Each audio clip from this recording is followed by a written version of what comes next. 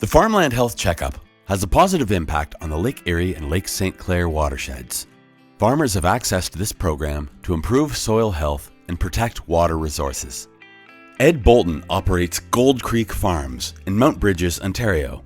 He also farms with his father, Charles. Together, they grow corn, soybeans, wheat, and a range of vegetable crops.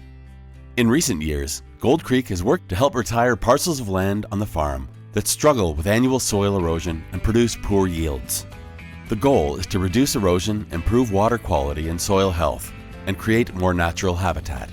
We applied just for the challenges we have on certain particular parcels of our farm, like the one behind me. The valleys, the erosion, and it just ended up our yields weren't there. So it was better to take out marginal land out and not spend the money with fertilizers and our input costs.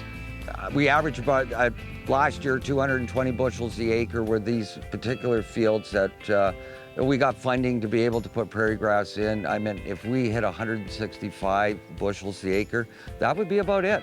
So the program has actually worked well. We got better water quality. We have no more erosion in the field, and we get habitat and we get birds. Bolton completed the Farmland Health Checkup to assess on-farm environmental risks. Working with their certified crop advisor, they identified the negative impact soil erosion was having on marginal areas of the farm. The Farm Health Checkup actually worked out really well for us. We had an agronomist come in, and he kind of went through the whole program, looking at slopes, looking at water quality, erosion, and it really, really worked to be able to go to the next step and try to get this land back to natural. And instead of growing something and losing soil, losing nitrogen, in the water tables, now we've got a perfect scenario, and you can see that right behind me. Bolton retired 18 acres of fragile land into native tallgrass. Rolling, drought-stricken corn and soybean crops have now been replaced by natural habitat, teeming with vegetation and wildlife. We ran a no-till drill on top of a soybean crop, which is you can only do. You can't do corn for the fact that there's too much trash, that the seed can't get placed in perfectly, so it has to be on soybeans. And what we did is we were able to plant prairie grass into the field. I mean, we've got big blue, little blue, we've got Indian's foot, and a lot of flowers, which is really, really nice because and it takes 2 years. We're on our second year on this particular piece. We have an oasis for birds, butterflies, deer, and you know what? It's beautiful. As you can see, compared to a soybean field, it is beautiful. Bolton says his project has delivered everything he had hoped for and more.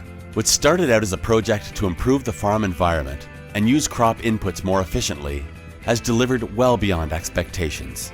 The main benefit that I started with was actually ended up being soil erosion, water quality, which I can see in the ponds.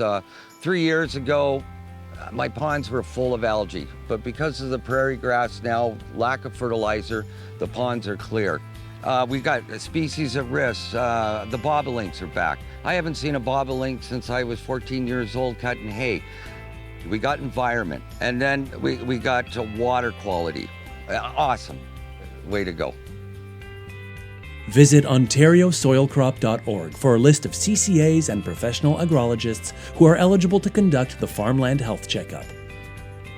The checkup was developed by the Soils team at the Ontario Ministry of Agriculture, Food and Rural Affairs.